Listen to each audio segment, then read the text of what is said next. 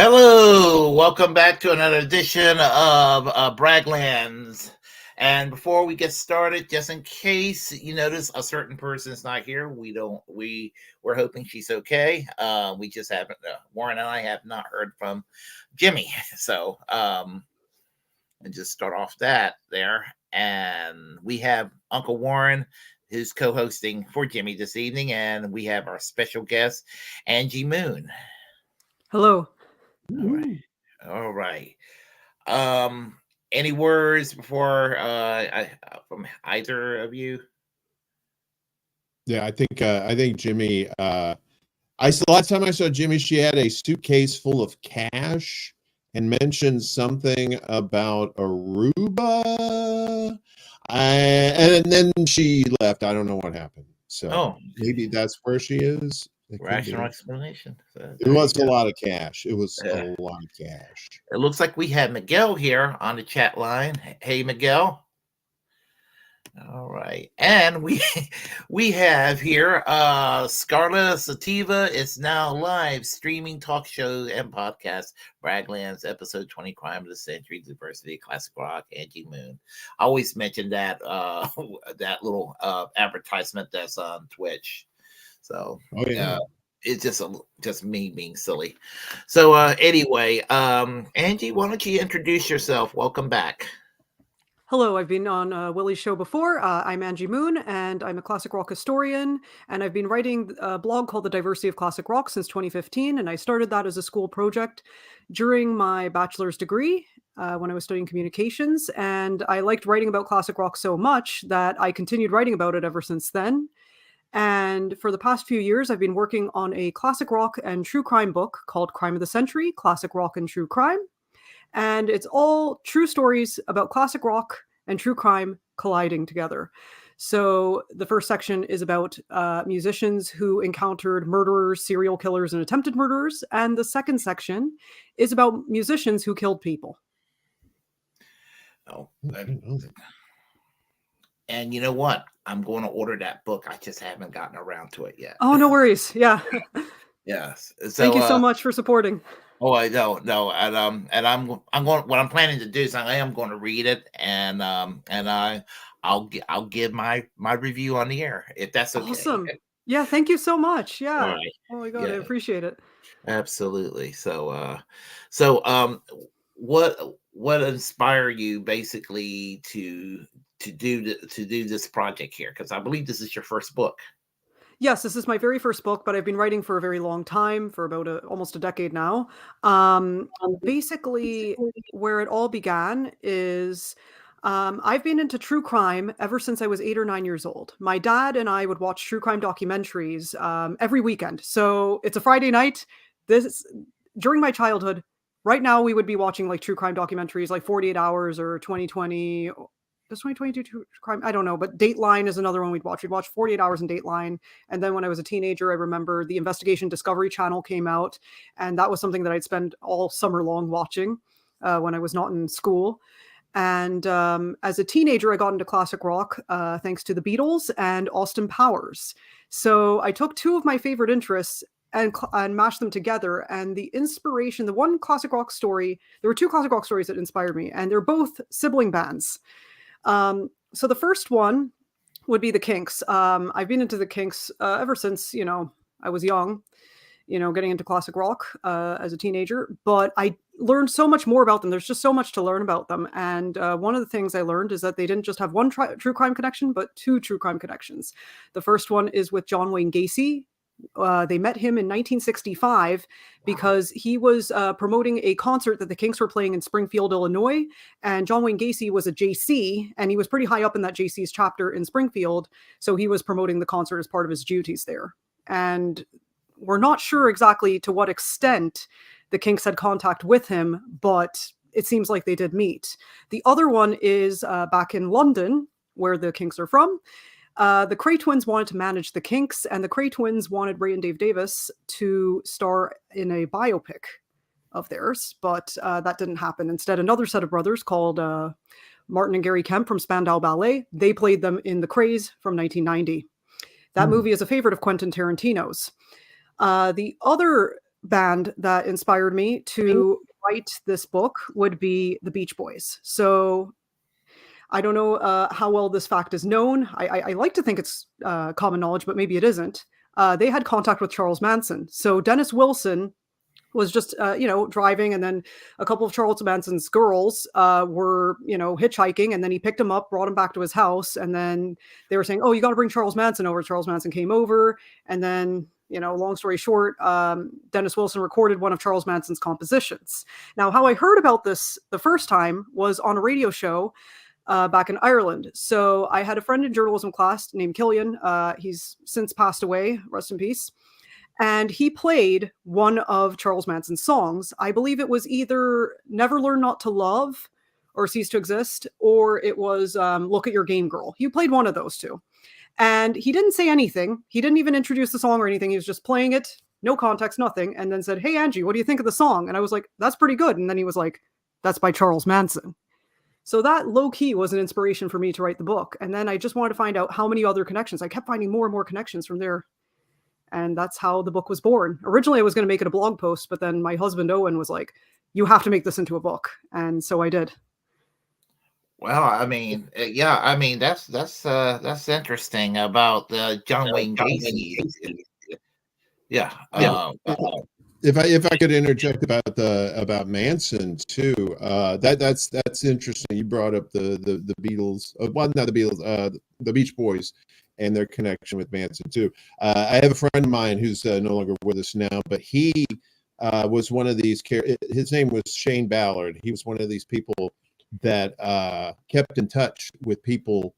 Some of these people in jail, like John Wayne Gacy and Manson. In fact, he had a recorded telephone conversation with Manson, and where they're just talking about music the whole time. So, and there's a whole documentary on it. So, whenever he did that, I always just found that connection fascinating. And then I thought the story about Manson and his connection with the Beach Boys, Brian Wilson in particular, was particularly fascinating. Yeah, I believe that Charles Manson recorded in Brian Wilson's studio and then scared people. Yeah, he was good at that. That's for sure. Mm-hmm. Who are some of the other artists that's referenced in the book? So the first chapter is about the band, and before they were the band, they were Ronnie Hawkins' backing band, and Ronnie Hawkins was one of the guys who brought rock and roll to Canada, but interestingly enough, he was not Canadian, he was from Arkansas, and so was Levon Helm. So he and Levon Helm went to Canada, and they went to Toronto, and then they started playing shows there, and then they started poaching people to be in Ronnie Hawkins' backing band. So you had like, Robbie Robertson, Richard Manuel, Garth Hudson, those guys, they joined the band as well, Rick Danko as well. And basically, they would tour the United States. So they all went to the United States. They played in the South, and they played at Jack Ruby's nightclub just probably a few months or so before Ruby killed Oswald.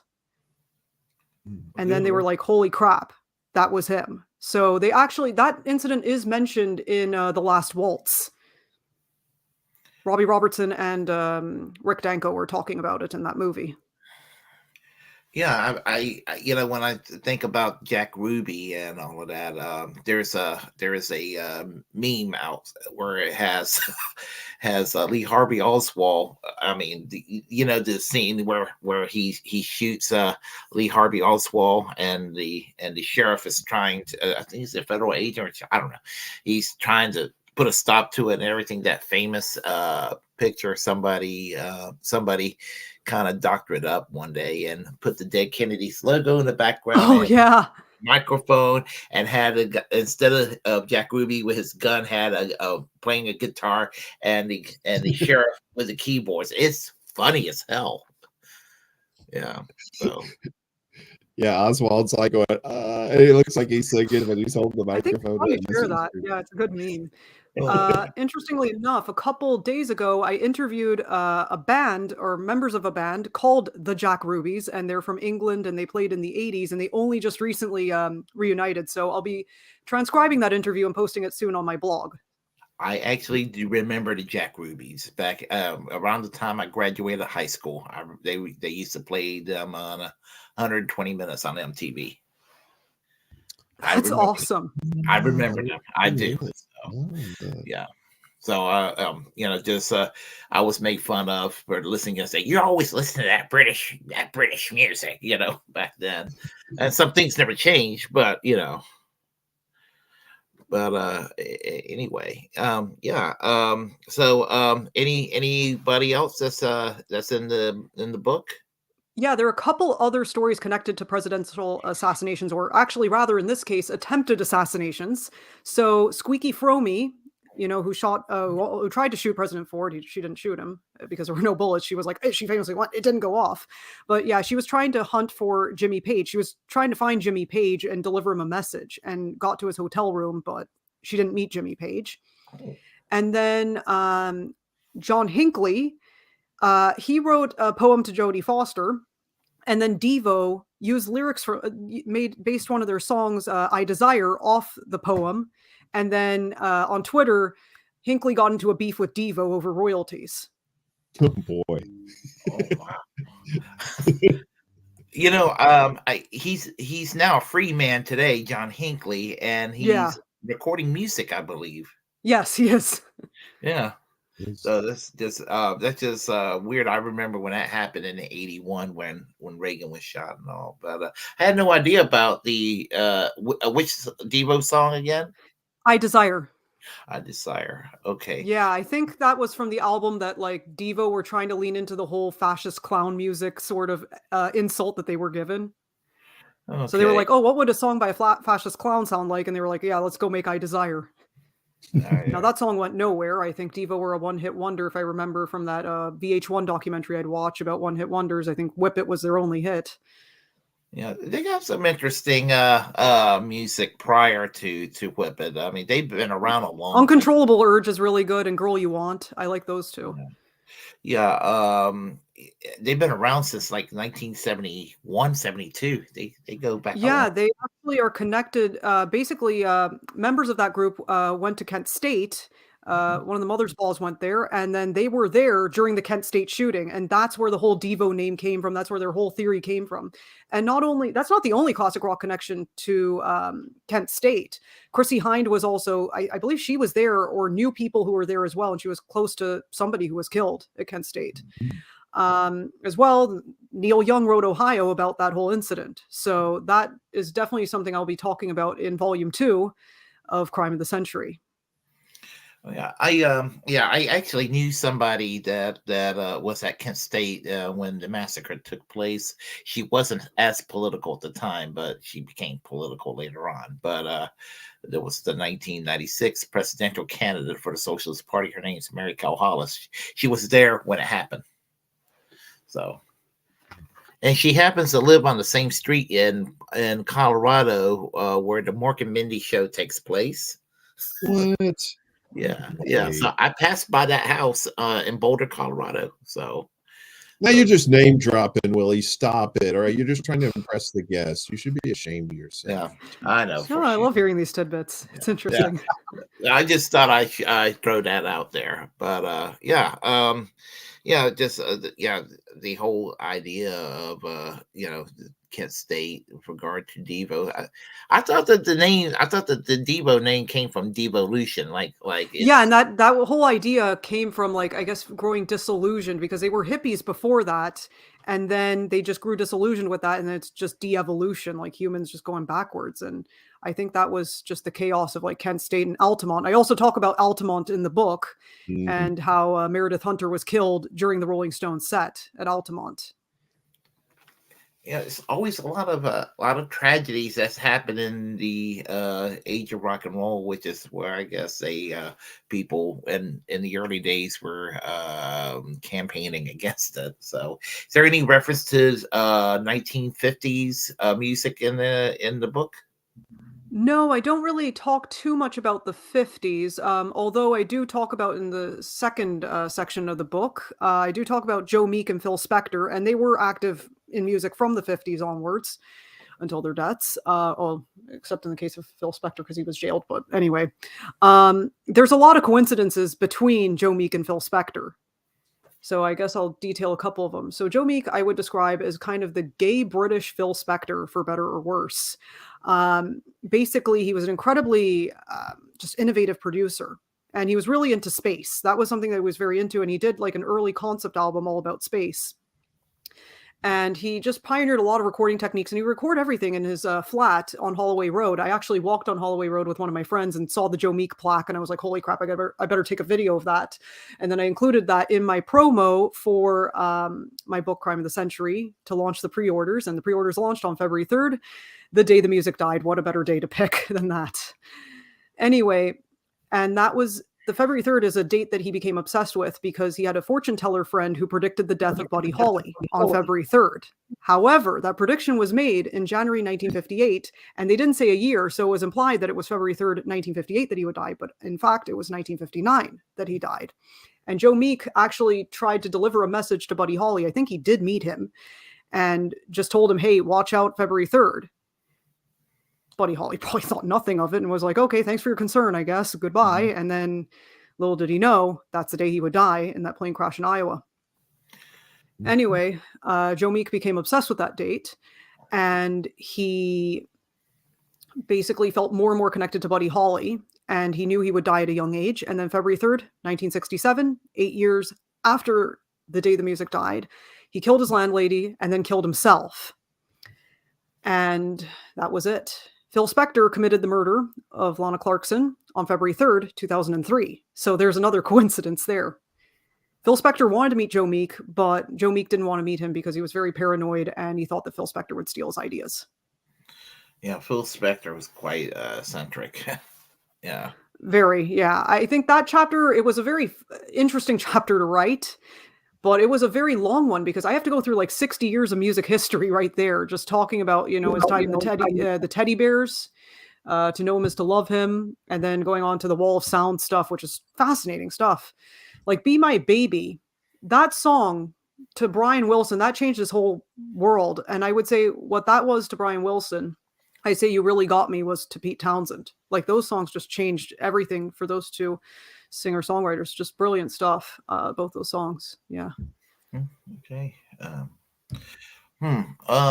Now there's also something on the political ideology of some of these performers, right? And these bands and acts in the book.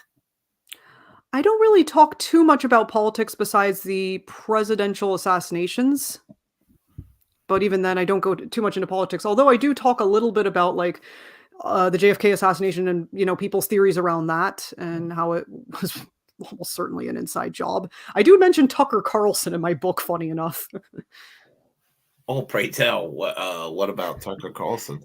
Just that he was saying that, yeah, I think this is a conspiracy theory. And I think he said, somebody told him that, oh, yeah, there's definitely a conspiracy. CIA was in on the whole thing. Yeah. So it's not just the left. There's the right as well, Yeah, well, the conspiracy theorists are across the spectrum there, so for sure. All right, let's see here. And how much are where can you get this book, and how do you grab a hold of it, and how much will it be costing? All right. So, including shipping to the United States, Canada, and Mexico, so those three countries in North America, it's 30 Great British pounds. I don't have the conversion rate off the top of my head for dollars or euros. To ship anywhere in Europe is 25 pounds. So, that's including the book and the shipping. And then to ship within the UK where I live, hold on, I don't have that memory. So it's 17.49 Great British pounds, so 17 pounds 49 pence. And it's available on my website, but there's also other retailers around the world, and I link to them. So it's on a few countries' Amazons, not yet on the US Amazon for some reason, but we'll get that sorted out. It's also on Waterstones in the UK, WH Smith, iMusic. There's a bunch of like retailers within Europe, and then there's one in Australia called Booktopia as well. Okay. All right. I will be, as I said, I will be purchasing a copy. Just probably in about a week or two. I'm planning to do this. So. Yeah, directly from me seems to be the cheapest option. Also, it's the one that gets me the most money. If you buy through a bookshop, I only get about half. So I'm thinking of doing a video at some point talking about that, and I'll probably do it to the Kinks, the Money Go Round. What a perfect song for that. And just basically just about how little you get. And yeah, I mean, I see a lot of similarities between like publishing books and then like making music, so much money and so much time, so much blood, sweat, and tears goes into it. And then how much do you have left to show for it? I don't know, but just having this accomplishment is priceless. That's really what matters. Just getting the book out there and getting people to enjoy it. That's really what I want. Also, in case the book isn't affordable enough for anybody, if you can't afford the hard copy, don't worry. There is going to be an ebook coming out, and that's going to be about £7. So you can buy it directly through me, and I'll send it over to you. Yeah, I'll probably get mine as a hard copy because I don't buy like ebooks or anything like that. I'd rather have the actual. I ended up learning to like ebooks as I was doing research for my blog and this book. I just like that you can search inside. So it was really helpful for doing research in a hurry and then just kind of referring back to things. I love that I can highlight in there without like destroying a book. So that was nice. Okay. I moved recently, and I've come to find that ebooks are much easier to move than hardbacks. Just saying, it's a physics thing, Willie. Because there's like you don't lift an ebook, you lift it with your mind. That's what it's for. So yeah, the more you like I think that was the whole selling point of the iPod back in the early 2000s. 2,000 songs in your pocket. That's right. Amazing. That's right. Yeah, when the way that people are buying their entertainment through streaming and things of that nature, it's kind of like like a glorified version of renting. Is it really yours? Yeah, like you will own nothing and be happy. That's definitely a thing that I see a Mhm. lot, and I hate that, it's hard to get physical copies now, and physical copies can be so expensive. At first, like I didn't understand why, so many things were limited edition especially among like indie musicians, but now I understand because it costs so much money to press all those vinyls, to press all the CDs and the cassette tapes and all that, and then get all the packaging done for it. So I can understand why they're in such limited quantities, especially for a small band just starting out. They don't have the might of a record label to finance the whole thing. Mm-hmm. Yeah, I guess that's understandable, but I'm just so stubbornly old-fashioned about things sometimes. So it also looks nice to display on the shelf, and I put a lot of effort into picking out the cover design. That was a lot of fun to do. Yeah, there was some great artwork you were showing on Facebook there for Yes. Twitter. So basically, there was a whole kind of journey with that. So originally, so the book title, Crime of the Century, some people might recognize it as a classic rock reference. And of course, I had to make it a classic rock reference. It is a reference to Supertramp's 1974 album, Crime of the Century, which I do have on vinyl over there in my living room somewhere. And it's 50 years old this year. And I guess why not release my book this year, Crime of the Century, Angie Moon. And what else? So originally, I wanted the book cover to kind of mimic the album and do this sort of conspiracy theory board while it's floating in space. I just love the idea of doing the conspiracy theory board. But I found that, that looks too busy. We need to come up with a new idea. And then I was looking at old Victorian book covers and I was like, okay, these look really cool. And then I came across a W.B. Yeats book cover for The Secret Rose. And I thought, oh my God, this is beautiful. This is how books should look. Why don't they make books look like this again? It's all this Celtic looking design. I just love it. It's William Butler Yeats. I mean, he was from Ireland. I thought that was really cool. I was living in Ireland when I was working on the book, and I wanted to have some bit of Ireland in it, although that didn't end up in the final version. But basically, I came up with this prototype design that had that Celtic Irish looking font that you see on all the Irish bars. And then it just goes crime century to classic rock and true crime, Angie Moon. And then the centerpiece that is in the final design is the bloody flying V, a flying V covered in blood. And I thought, this is perfect. You know, it's a guitar that looks like a weapon and then it's covered in blood. So it gets the point across. Guitar, blood, true crime, rock and roll. Okay. And then I had to go back to the drawing board because I couldn't find a good Celtic sort of look, like a kind of border around the book cover that was the right thickness. So I just looked through stock image sites and I was like, okay, let's keep scrolling. I was like, tarot cards. I got the idea because of a promotion that I was doing for the book, the whole tarot card reading that predicted Buddy Holly's death. So I reenacted that in a video, which is on my Instagram. It's also on my YouTube under YouTube Shorts. Definitely check it out. I put a lot of work into it and had a lot of fun recording it. But anyway, I found that, and then I asked for a purple background. The graphic designer worked their magic, put the blood splatters on the flying V, and Bob's your uncle. There it was. And Hey, it was Willie, like, this I is have perfect. I have her cover if you want to share. I'm about ready to do that. Yeah, let's do a screen share because it's just absolutely beautiful. I also have a blog post where I do talk about the journey behind it, so I can link that and we can screen share that as well because that was oh, here it is. Yeah, Creating the Crime of the Century book cover. Yeah, if you put anything on a private chat, I can go ahead and link that, and there we go. Yeah, there we go. All right, let's go ahead and do that. It's great artwork there. Thanks. I like that color too. I'm a big fan of the purple hues and stuff like that. Yeah, so. Purple is my favorite color. And then I just thought that all those things worked well together. And there's a bit of numerology in there. So the Flying V was patented in 1958. And that was the year that the whole prediction of Buddy Holly's death happened. And then February 3rd, that's the day of Dave Davis's birthday. And Dave Davis was one of the guitarists that popularized the Flying V. He was playing it on Shindig in 1965. And that guitar, he came across it by accident when his, I think it was a Guild guitar, got stolen on the way to LA. And then he just went to a guitar store, saw this guitar in this triangular shaped case. And he was like, I want that. Even though the guitar store shop assistant was like, oh no, you don't want that junk. I think people in 1958 weren't ready for the Flying V. Yeah, yeah. I guess people, when it comes to things that are new for its time, people are not, people are just not ready for, for It's change. a very ahead of its time design. I just love how space age it looks. It's very Jetsons. I love it. And as everybody can see right here, I'm scrolling through. So there's the evolution there. Yeah. Right. Yeah, I do a lot of the graphics on my blog myself, so not an artist, but I try my best. You can see a bit of my inspirations in there. So there it is, Super Crime of the Century. You can see where my inspiration came from. Absolutely. Yeah. That font, which was seen on John Entwistle album cover for Rigor Mortis, and then A Farewell to Kings by Rush. Love those artists. Yeah. And the Victorian influences. So you can see Secret Rose, picture Dorian Gray, then a couple random ones. I don't know who they're by, but I was like, those are cool. So some bit of that is influenced in there. Yeah. There it is, Dave Davis with his Flying V. Yep.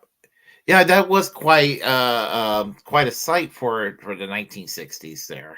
I think Todd Rundgren plays a guitar like that when he was in the Nas. Yeah, probably. Jimi Hendrix did, Mark Bolan did, a lot of people did. So there's the patent for the guitar there. There we go.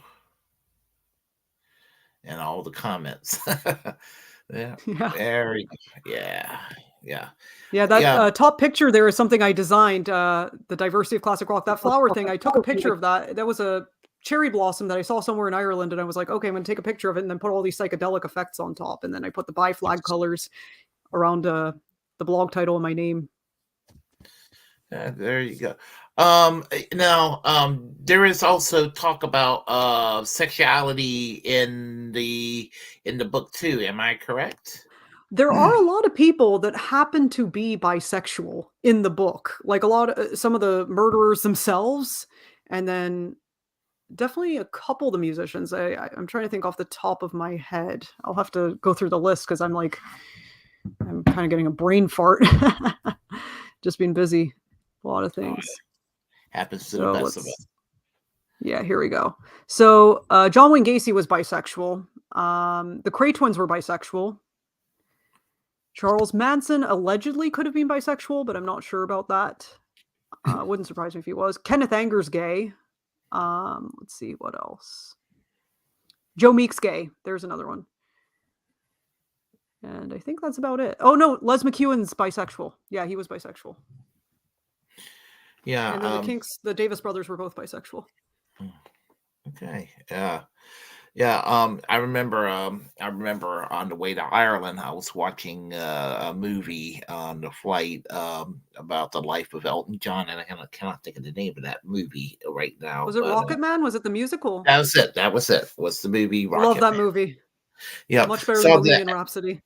Yeah, I saw that on the way on the flight to Ireland in 2019. And so just like it was like, I'm gonna watch this, and it was interesting watching it. So his life from yes, a little kid all the way to adulthood to his career. So let's see what else we have here. Let's see. Now, how far into the modern era does it would be in the content of would be in your book? Well, the last murder that was committed in the book would be Phil Spector and Lana Clarkson, so that's 2003. But I don't talk about music from that era. I guess the most recent classic rock that I talk about in there would be Devo and Blondie, because Debbie Harry allegedly got into Ted Bundy's car in the 70s. Oh my gosh! So that's in the book as well. So there's a couple like notorious serial killers in there. Well, I mean, damn, Blondie, and I like Blondie, so just the thought of Blondie, not being with us to share her music, Yeah, I mean that story was crazy. She was just trying to get to I think it was an after party with the New York Dolls, but then she was walking in her platform shoes and she had to walk all the way across New York City to get to this place where the party was happening. And, no taxis would pick her up. So she was just trying to walk with her platform shoes. But then there was so much glass and she was just stuck walking in her platform shoes. She couldn't take them off. And then this guy just came with his car and she thought it was Ted Bundy, like after the fact. Like she was just scared. She got like really bad vibes because the car was all stripped down on the inside and then she couldn't open the door from the inside. Like it was like a child lock was on. So she had to slip her hand through the window and open the door from the outside. And then she was flung right out of the car. Oh, Jesus. Yeah. Wow. Wow, that's interesting because, wow, the thought of her not being with us. Oh, yeah, Debbie Harry's bisexual. I forgot about that one as well. Yeah. Now, speaking of Debbie Harry and speaking of the New York Dolls, we're getting into real territory that I care about, and that's the punk and new wave scene that took place in the mid to late 70s. Is there a lot of there's a bit of punk in there, obviously, with Sid Vicious. So Sid Vicious is a big chapter in that book, and I really wanted to make sure that in telling the story, I wanted to humanize Nancy Spungen, the victim here. And it's just so sad how people for so long have dismissed her as, a slut and a bimbo and, just a drug user when really she was incredibly bright. And while I was reading her story, I could just relate so much to her. She was Jewish. She graduated from secondary school early. I think she graduated at like maybe 15 or 16 years old. I graduated secondary school at 16. And she just struggled a lot with her behavior, making friends. She often felt like she was closer to people than she really was. Like people didn't really kind of return their, I guess, friendship as much. And I definitely related a lot to that. And she didn't have the best motor skills. Like, she wanted to learn to play guitar, but her motor skills weren't very good. And I'm like, oh, relatable. Yeah. I wish I would have been more musically inclined myself earlier, because I do have a love of music, and spend a lot of free time, listening to music. So and all that. So let's see here. Any reference to Pink Floyd in the book? Yeah, no Pink Floyd, but there is Led Zeppelin.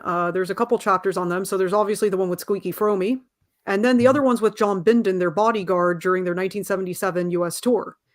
Now, John Bindon was kind of a gangster type, and I think he knew the Cray twins and all that, and was kind of involved in that, and was probably in a borstal or prison. And then he got discovered by Ken Loach in a bar, and then starred in one of his films in the 60s. I think it was called Poor Cow, one of those kitchen sink dramas. Mm-hmm. And then he had a successful enough, film career. So he was in movies, he was in TV shows. But, when that wasn't paying the bills, he did other jobs, and he was a security guard. So Led Zeppelin hired him as a security guard, and then he beat up a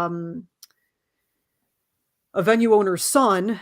Or no, he didn't beat up the son. No, that's not what happened. Sorry. He tried to beat up the venue owner. Mm-hmm. Because basically the son of Peter Grant, the manager of Led Zeppelin, he wanted to take the sign that said Led Zeppelin on the dressing room because it looked nice. It was like a wooden carved sign with Led Zeppelin on it. He was like, oh, I want this. He was only like 11 or 12. He was like, yeah, I want it. And then the security guard at the venue was like, you can't take that sign.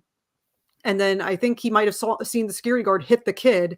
And then John Bindon, and then John Bonham was also there. And then Peter Grant, they went over to beat up the security guard.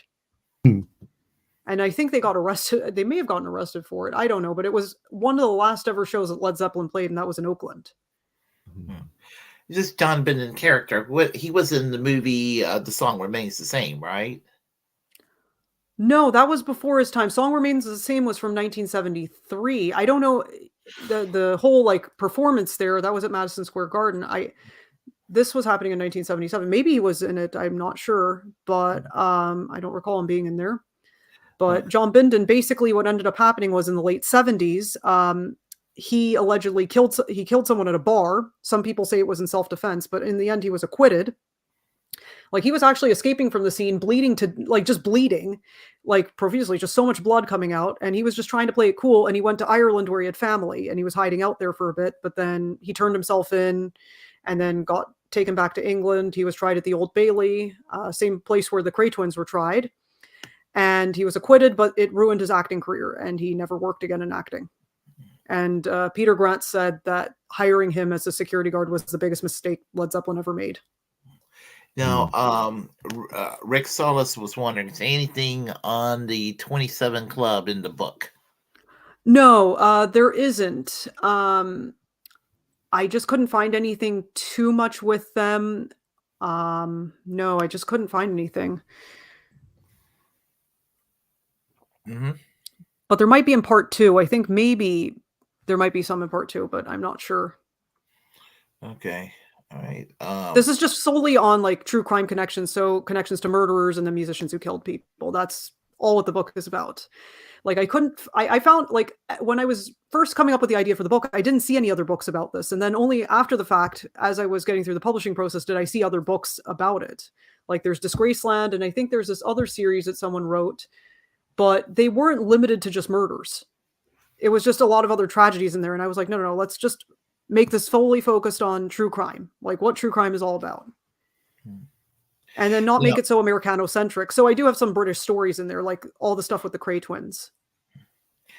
Now, the reason I can't play it because I'm worried about a copyright strike. What's his name? Screaming Lord Sutch, I believe. Screaming Lord Sutch, yeah. Yeah. Yes. I remember around Halloween you did a promo and for that. Jack the Ripper. Yep, Jack the Ripper. Yep. So that'll be talked about in part 2. I want to do a second book of Crime of the Century where I talk about songs about true crime cases and then musicians who were murdered. So those are going to be the 2 topics of the second book. I haven't worked on it yet, but I've brainstormed. I have the whole list of everything that I'll be talking about. Okay, so that sounds part two. Okay, okay. I thought Yeah, I this. originally wanted to make this one gigantic book, but then the word count for this just part one ended up being like 100,000 words, and I was like, okay, that's enough. We'll just make it 2-part book. There you go. Yeah, I mean, it sounds like you put a lot of work into to this book. So, Oh yeah, it was a lot of researching. I remember in one day, I think my most prolific writing day, I wrote like 9,000 words, and that was day one of working on the book. I had so much just energy. I was like, okay, let's just get all the words out there. So I was writing the intro, writing about the Kinks and John Wayne Gacy. Like that was the first chapter that I wrote. I was just thinking, I have a screenplay I've been writing for since the 1980s and collected notes and all stored away somewhere, and just kind of inspiring. Maybe I should go ahead and complete that project. I think it's never too late to achieve your dreams. Definitely. Yeah, it's yeah, it's something that I would like to see put in a independent film or something like that. So I was actually going to work on it, but the person that does the filming, I'm no longer on speaking terms with. But I was going to ask this person to collaborate. This is about 20 years ago. Oh wow. um, yeah, so I'm sorry. I just kind of remember that when you brought that up. So No, no worries. This is a yeah, conversation, so two-way yeah, street. yeah. Okay. That's interesting. No. So what city in England are you living in again? I live in Coventry, so it's just outside of Birmingham. Hmm. And yeah, that's where I live. So it's about an hour and a half train ride away from London. Oh, London. Hmm. Uh, were you going to say something, Warren?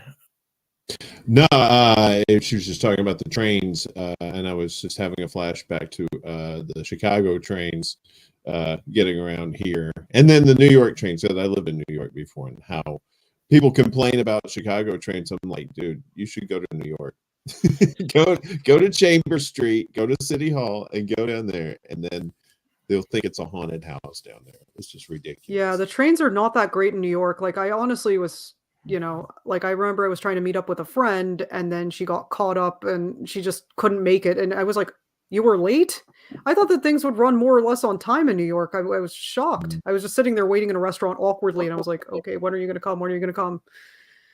Delicious New York state bureaucracy will not allow us to have nice things there. So that includes But transportation. I have fond memories of the metro in Chicago. That was pretty cool. Like I love taking the metro to work. That was something I'd do. I just take it to work and then I'd walk to my job. Yeah. Yeah, I remember the trains in London. I remember the trains in London. That was really. Uh, I thought the trains in London were wonderful. Oh I yeah, mean, like if you miss a train, 1 or 2 minutes later there's another one. It's yeah, great. I loved it. I love it. Like London, I think best subway system I've dealt with.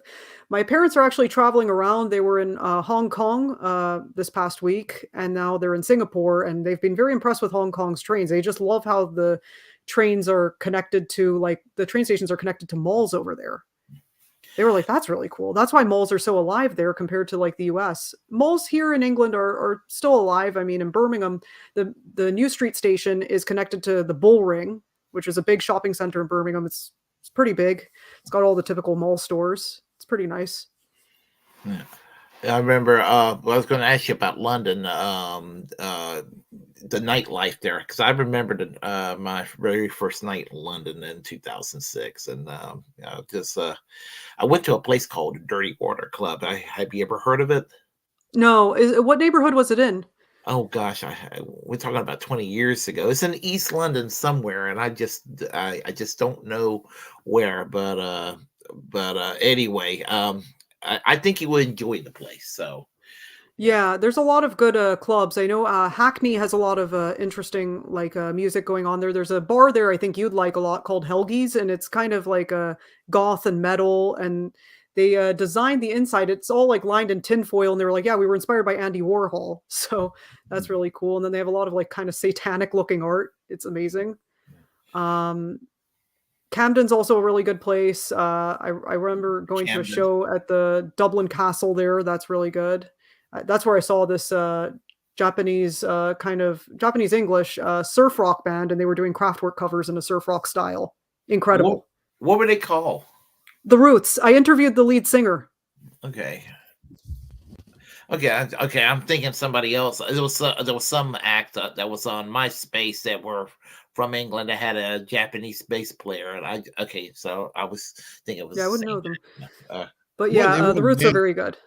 it wasn't Man or Astroman, was it? Because that's the only other like beach rock kind of band I can No, think. no, They no. do That's mostly instrument. They do mostly no, but instrumental. they're definitely worth checking out. Their album that's of Kraftwerk covers is called The Twang Machine.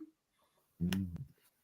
And then I think they have an album out now of Buzzcocks covers, and it's called Reverberation Addict. I met Peter Shelley from the Buzzcocks. Oh my God, It was a Chapel that's Hill show. awesome. Yeah, actually, it was a very interesting. It was a very interesting week because three acts that meant a lot to me growing up. I saw the same week at the same club. I mean, it's Wow. like Sunday night. It was the Cramps playing, and I love the Cramps. That was a religious experience. Then the day after next, on Tuesday, I saw the Buzzcocks, and at the end of the show, he was shaking everybody's hands. So I shook hands with Pete Shelley, and we talked Oh for a my couple God. of seconds. He's Great. amazing. He was Yeah. amazing. I loved his album, or not the album, but the song Homo Sapien. That one's good. Telephone Operator's another good one. Many a Time is also very good. Yep. And then on Friday, I saw The Fall, Mark E. Smith's band, The Fall. Remember them? You ever heard of them? Yeah, yeah. I like their cover of Victoria by the Kinks. That one's very good. Whenever punk bands do Kinks covers, it's always amazing. Yes. Yes, I've always loved the Kinks, and I loved it when they, pay homage to the Kinks with Victoria. So yes, yeah, and so I talked to Marquis Smith for about 5 minutes at that show, and so that was actually a very good week. It was like in the summer 2003. So yeah, so I'm just like I can't remember a week I have enjoyed music more than that particular week in my life. So, but Awesome. yeah. Mhm. So how about you, Warren? What's one of your more memorable shows? Oh God. I don't know. I think probably you did mention Rush. I've seen them a couple of times. Probably the two loudest concerts I've ever heard was Rush, and one was outdoors in an amphitheater in Nashville, and it was still loud. But I guess probably seeing Pink Floyd in the Superdome around '96 on the can't remember which album it was. It was after a momentary lapse of reason. It was Division Bell? Division Bell. It was on the Division Bell tour. Very cool. I had a friend who was like super square guy, no drinking, no smoking or whatever. As soon as the lights went down, this plume of smoke rose from the Superdome floor. And I said, buddy, you're about to have a good show, my friend. And yes, it was. It was probably one of the best ones I'd ever seen. One show I had lost my hearing, and that was My Bloody Valentine in 1992. They played in Chapel Hill, and I lost my hearing. Lost some hearing from that show. So, but that's okay. It was worth it. So, let's see here. Has what was I going to say? Over there in England, has there been any reviews of your book yet, or? Not yet. I don't have any advanced review copies, but as soon as I get like kind of these download codes for my book, I might send them off to some reviewers. Okay. As I said, But I've had a couple friends read my book or little excerpts of it, and they were like, "Oh my God, this is so good!" Like I had a couple friends; they were the first two to purchase my book, and they were like, I sent them kind of excerpts of it, and they were like, "This is amazing." Well, you know what? I think it'd be great. Definitely a great Christmas gift for a lot of music fans too. So And true crime, like anybody who likes true crime and classic rock, or yeah, one or the other. I think I hope that by the end of the book, when you finish it, that if you're not into true crime already, maybe you'll get into true crime, and if you're not into classic rock, you'll be into classic rock. Definitely, I hope for the latter because, yeah, I'd love to see more classic rock fans. But yeah, I remember growing up, my mom hated my love of true crime. My mom hated it. My mom was like, "Why are you watching all this stuff? Like, aren't you going to get bad ideas from that?" I'm like, "No, I'm just interested in the psychology of like what makes people do these things." Like, I think one of the stories where I'm just like, why would someone do that? You had it all. I think the two stories of that would be Phil Spector, obviously. Like, why would you do that? Why would you murder someone? Why? And it wasn't someone he knew. That's the crazy part. Lana Clarkson was just working at a bar, like a club he was at, and he just brought her home.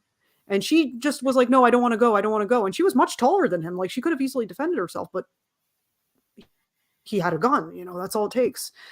And then the other one where I'm like, why would you do that? Would be Jim Gordon, the session drummer. Basically, he was America's Clem Cattini. He played drums for pretty much everybody. He was playing with Derek and the Dominoes most famously. And I think he actually has he had a co-writing credit on Layla for the piano part. And basically in the 80s, he killed his mother. And then he was in jail for like 40 years until he died. And it's just like, this guy had it all. And then he just went off and killed his mother. Like, yeah, what makes someone do that? And turns out he had schizophrenia. And he had voices in his head telling him to kill his mother. yeah. That's pretty low to do that to somebody gave birth to you and all of that. Yeah. It was like a reverse of Marvin Gaye. What happened to him? His father killed him, and then it's just the reverse of that.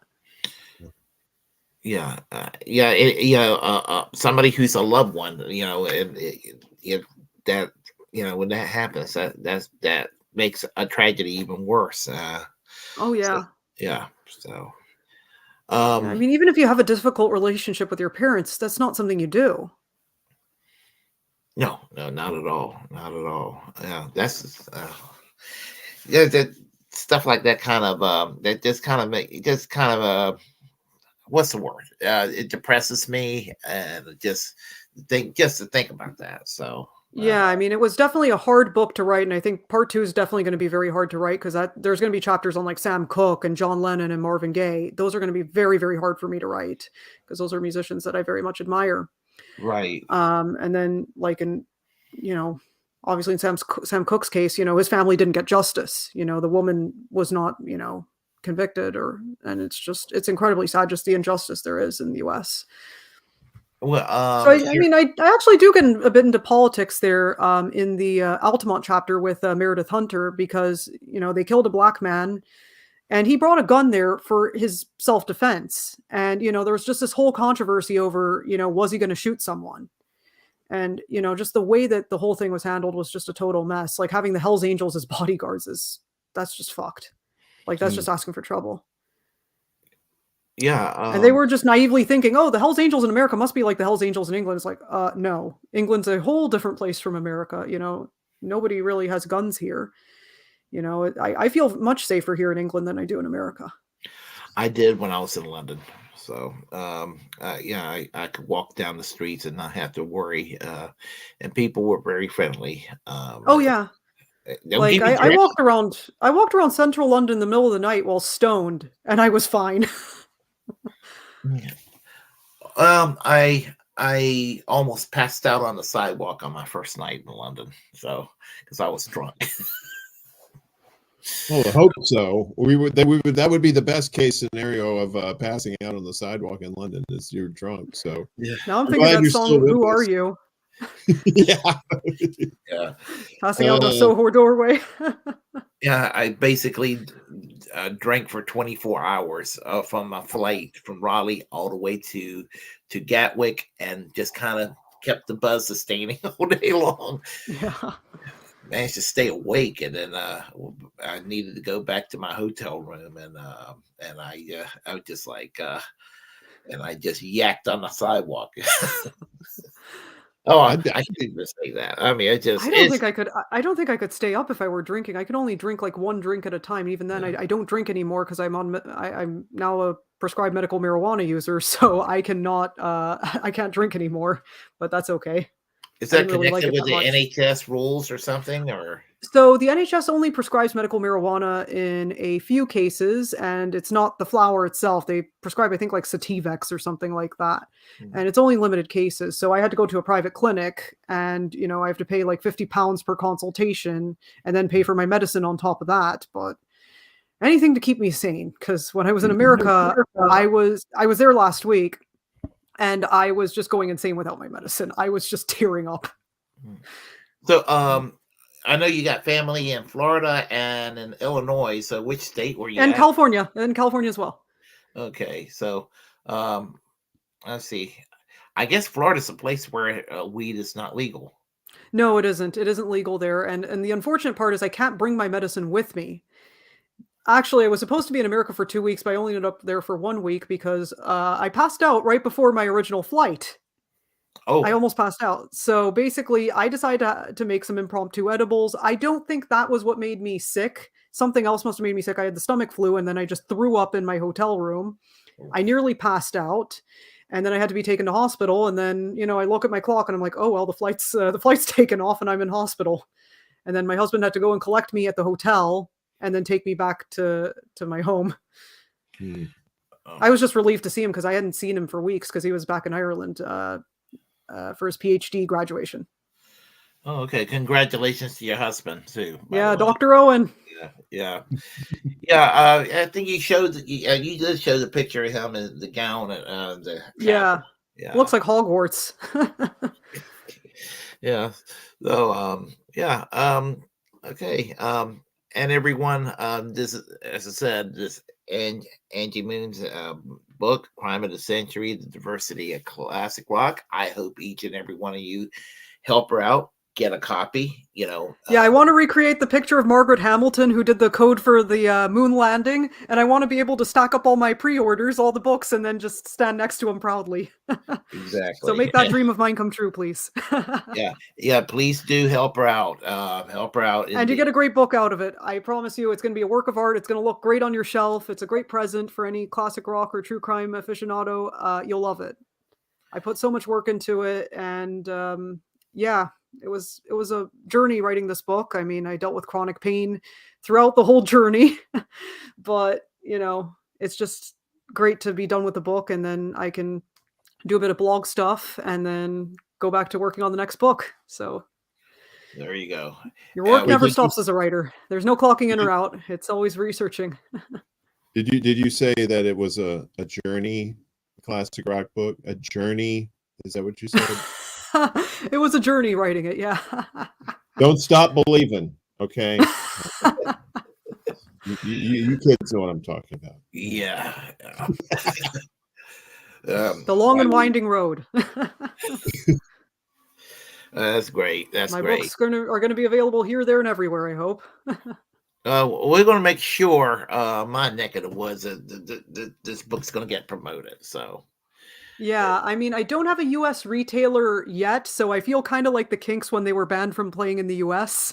So, like, right now, I just have, like, European distributors and I guess Australia as well, but I'm hoping that we finally get some US distribution for the book because I know that there's so many people in America, who will love this book, and they'll learn a bit about British music. So that'll be fun because there's going to be a couple stories in there, like the Cray Twins and the Tornadoes and Cliff Richard. So those are going to be some interesting stories for the Americans. Obviously, Joe Meek is going to be an interesting one because a lot of Americans don't know Joe Meek, but they do know something. The boomers would know something that he did. The song Telstar, the first British rock and roll #1 in America, was produced by Joe Meek and composed by Joe Meek. there you So he was go. called the Telstar Man, and that's what his biopic was called. But he was not the first British person to have a #1. Before that was Acker Bilk with Stranger on the Shore. And then about a decade before that, Vera Lynn, she had a hit with something that it was not We'll Meet Again, but it was something else. Yeah. So she was the first British person to have a #1 in America. First foreigner too. Okay, all right. Foreigner. I see what you did there again. Foreigner. Aha. I see what's going on here, Willie. I figured out your little show this evening. It's a wordplay game, right? Are there prizes? Because I've already nailed 2 so far. So I can keep doing this all day and all of the night, Yeah. and from morning till the end of the day. or until another 3-dog night appears. 3-dog night. Yes, I'll be leaving. I'm coming with you. Yes, I'll see you later. I probably should leave for real. Oh no, that's great wordplay right there. Definitely. And speaking of good wordplay, I think the best in classic rock would be in Thin Lizzy's Black Rose. That wordplay that they did, and it's Irish wordplay, is incredible. I mean, I honestly think Phil Lynott was Ireland's greatest poet. I will say it. That's my hot take. Phil Lynott, greatest poet of all time from Ireland. There we go. I'm no argument here. Yeah, I know the English majors are going to get mad at me, but I don't care. Phil, those other authors did not write The Boys Are Back in Town. So there you go. I rest my case. We could take them. I could take an English major. Some of this old school where you got your fists out like this, and you have to have like the handlebar mustache. Yeah. The craziest thing is that I became a writer, and I was somebody who would fall asleep in English class.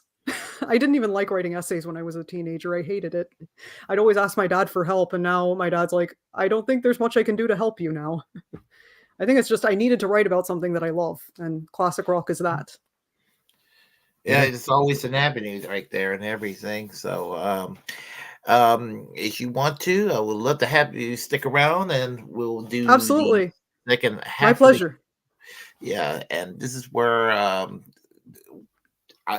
what you call the normal part of the show, the routine part of the show that's done every week. We have a guest once a month on this show, so that's how that works. So we'll get started here.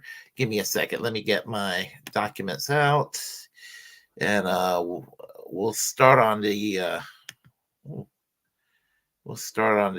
first. Come on now.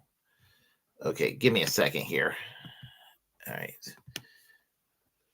I have more than a feeling that this show is going to continue to be awesome. Oh, it's going to be awesome. So it's not going to end up dust in the wind. No, but it is going to be smoking. Smoking. Maybe tonight, just to keep on smoking. All right. Burn, so baby, burn.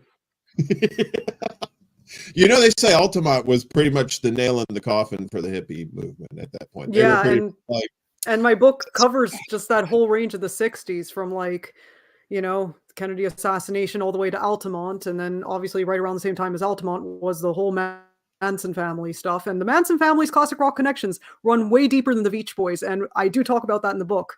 There is a socialist musician mentioned in there, Phil Oakes. And he went to visit Charles Manson in jail. He also went to Spawn Ranch to see the Manson family. Ed Sanders actually dedicated his book, The Family, to Phil Oakes because he knew those times very well. And you know what's really messed up too is some of that Manson music. It's pretty fucking good. It's not bad. He was pretty good musician. Like I keep thinking about what if he did become a famous musician? Like how different would the world be? Right? It's like people say, well, if you just told Hitler he was, oh, that is a nice looking tree. Maybe we don't have all the bad things and he stays big. I actually showed a few of Hitler's paintings to my dad and my brother. I didn't even give them any context. I was like, what do you think of these paintings? And then they were like, that's pretty good. And I was like, that's by Hitler. Somebody should have told him that. We could have saved a whole lot of trouble. I'm just saying, maybe not, but could have. Maybe a lot of people's lives would have been saved. Yes, exactly. Yeah, that's a pretty cloud. Yeah, go stay in school. Don't do anything else.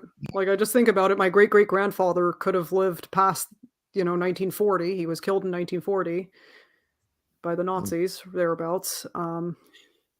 I found out some more people that were in the death camps. I did not know that the Republican movement from Spain, a lot of the soldiers that were fighting against Franco ended up in the death camps. Yeah. Yeah. Spain had a lot of problems. Yeah. So, which is really weird because so the Republican movement in Spain, just leftists, were put in the death camps. The neighboring Portugal, Salazar, he even though they were kind of like passively aligned with Hitler and Mussolini, he actually saved a lot of Jewish lives himself. He allowed Jewish refugees into Portugal. So horrible person he was. That's one thing. One positive thing about Salazar, he saved some Jewish lives. So, anyway, just a little bit of historical, things to share here and everything. So, I guess we'll get started with the first story. So, give me a second here. And this is from Generational Change, and here we're talking about James Carville and him with his little blame game. So we'll get started. Hold on a second here. It's just my computer. I'm sorry. I have to fumble with his computer sometimes, and it just has a mind of its own. Okay. Yeah, I need my computer's getting a bit long in the tooth. And I just bought a new computer. Anyway, give me a second here. You really shouldn't have computers with teeth. I'm a tech guy, and I do not recommend installing teeth on any PC or Mac or Ubuntu. New sleep paralysis demon just dropped. Here we go. All right, we got it. I've spoken at great length on the show about how there is a consultant industrial complex. Oh, yeah. And there is nobody who is higher up on that ladder than James Carville. He was actually, when I think of him, I think of he's the OG. Like, in terms of like Democratic Party consultants and little talking heads, when you're talking about the modern current status of Democratic Party, the Clinton era Democratic Party, to me, I think of Carville as like that. Am I wrong? And he's not. No, he is just. His role is so bad is the fact that it's not just him. Yeah. It's his wife as well, Mary Madeline, who also happens to be a political consultant. She's a consultant for the Republican Party. Right, which I always kind of, and it's funny because I remember thinking when I was younger how ridiculous that is, that if you were that far apart on things, especially things like right to choose, like how could you, it's gonna be challenging. It is what it is. Like if you're that far apart on those things, how can you really be together? And I always question that. And then over time, it made more and more sense. First of all, they're both like political carnies. They're both white collar campaign carnies, both of them. And you are so welcome. You are so welcome. Colin, can you please drop the video? But if you make me lose my train of thought, then I lose it. I didn't mean to do that. So my point is about Carville and her is it took me a while, but I realized the reason that they get along is because they really are the same. The parties are the same. They're all the same. Each other. Right. People think that there's a difference. And as I got older and realized the issue is capitalism. And when you realize that it's whoever buys and pays them, and they're bought and paid for by the same people. So then therefore they're the same. So Democrat Party loyalist, and that's just the nicest thing I can possibly say about Jen Psaki.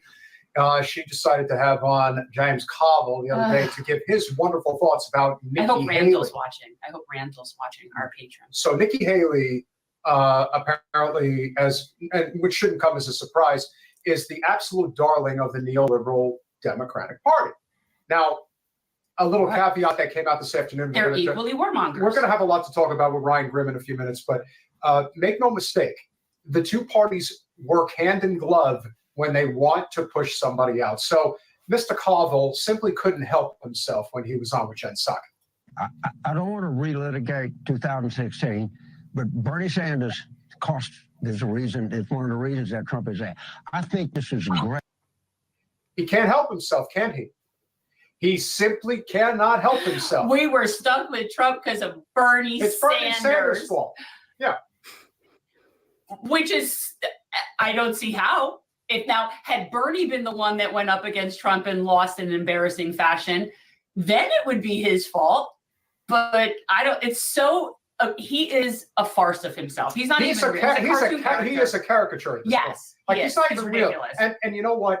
For a guy that comes off that way, he never seemed to give a damn about his bald head before, and yet now he only goes on TV with these stupid hats on. I think and the audacity with him with that United States Marine Corps hat. We all know he didn't serve in the Marine Corps. Did he not? Of course not. How do you say of course not? I don't know. Don't say that if you don't know that. Let me double check just to be sure. Okay, I'm just saying. Now I'll argue that he could have found a better groomed hat. Like that looks kind of like it has the shredded edges, and he could have looked a little bit more. I apologize. He did serve in the Marines, and not only did he serve in the Marines, he served in Vietnam. So okay, that's the only level of respect. My point being. Thank you. My point being that the type of hat, to me, it just looks very sloppy. It does. But he looks very unkempt. He's a sloppy guy with a lot of money. Yes.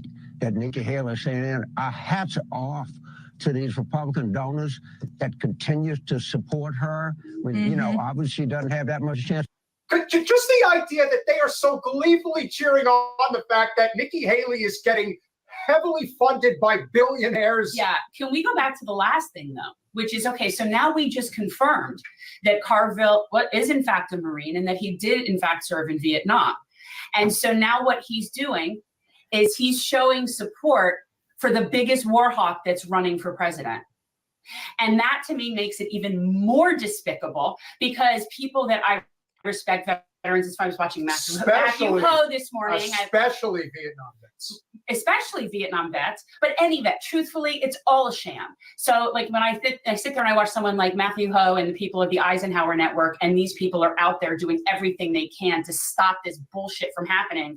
And he's sitting there with his U.S. Marine Corps hat on and cheerleading for someone who is a giant warmonger. And he's the Democrat.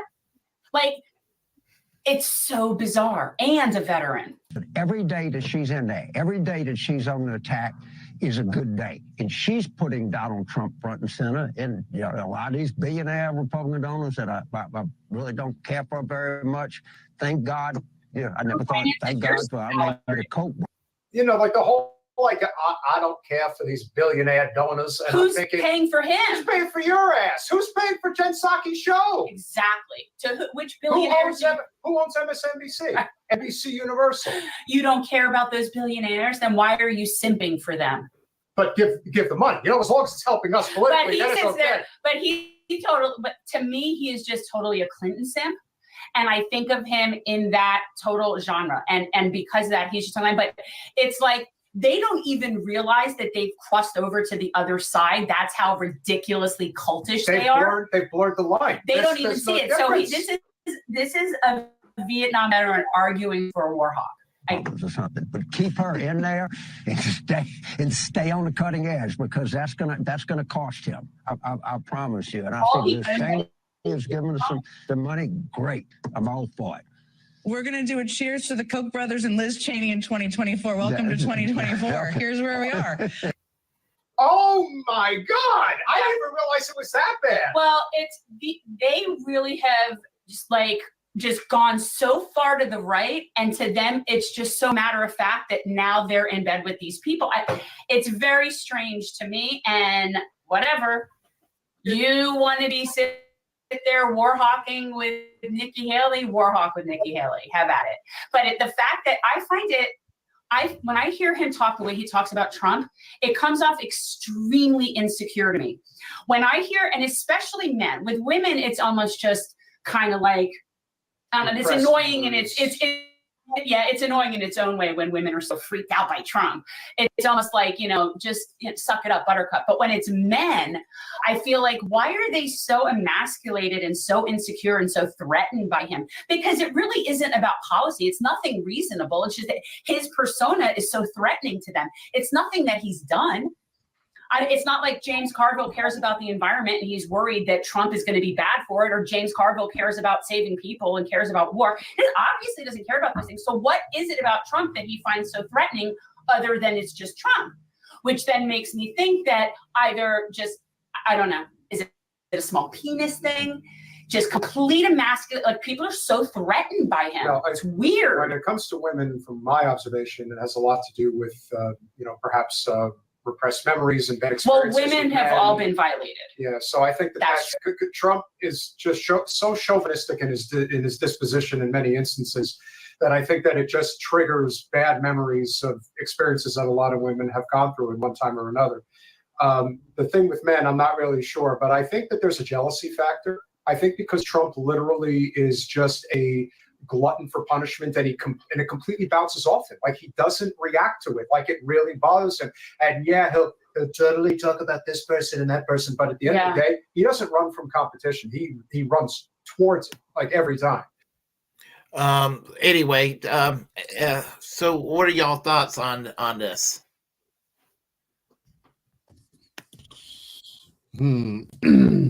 Well, I mean, they got Nikki out there to try and whittle down Trump because they know Trump's running away with this thing. And I'm no fan of Trump or any of these yahoos out here as, pretty much scam artists, scamming the country and scamming the people. But that's the thing. They're desperate, and, they'll go down to the crossroads, make a deal with Legba, and, anything to keep Trump out of there, who knows what lengths they'll go to. And it's just getting sillier and sillier when they pull out the lizard guy there with the hat, What about you, Angie? What's your thoughts? Yeah, it seems like both of those parties are becoming more and more indistinguishable as time goes on. I don't even see very much of a difference. It seems like the US reminds me of Ireland, where I was living before, where the two main parties, Fianna Fáil and Fine Gael, are very indistinguishable. And I think it's becoming more and more clear to people as the two had a coalition, because neither of them have as many, alone, have as many TDs, which is basically the Irish equivalent of an MP, as Sinn Féin. Sinn Féin has the most, but they didn't have enough for a majority. So the two parties that supposedly hate each other, Fianna Fáil and Fine Gael, joined forces along with the Green Party to outnumber Sinn Féin. And yeah, they're just both corrupt parties. Oh, yeah, the Green Party, like, they betrayed left-wing values, and they've just been a big disappointment. Yeah, not that I'm a fan of Sinn Féin either. I mean, there's definitely some issues I have with them. They don't go far left enough for my liking. AAA PBP seem to be the best in Ireland, in my opinion. But again, I don't always agree with everything. But you'll never find anyone that 100% agrees with you except for yourself. Before I go into their video, what about Republican Sinn Féin?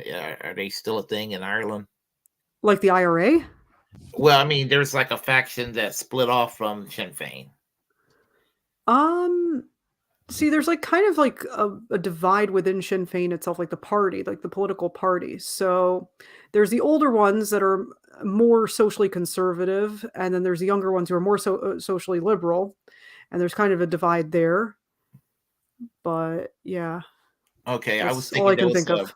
I thought that was like a revolution. No, I mean, they'd all be Republicans because, like, all the parties in Ireland are basically nationalist parties, given the history of the country and how they had to, break apart from England. But even then, England's holding on to 6 counties. Exactly. I thought there was a militant faction of Sinn Féin that split off over the Good Friday Agreement in the late 1990s. I mean, that would be probably like some IRA type of people, but I don't know. I don't know too much about them. I'll have to ask my one of my friends this about it. The conversation goes back 20 years ago. So, getting back to this video, with James Carville, I just see the writing on the wall.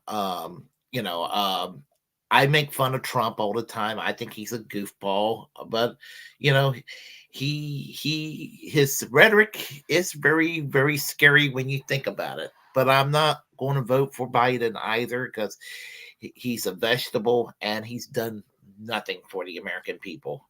So, that's kind of where I'm at. I will never participate in the two-party system again in the United States. But I know what's going to happen when Trump gets back. It's likely he's going to beat Biden in November, or whoever the Democratic nominee would be, because I'm not 100% convinced that Biden will be the nominee.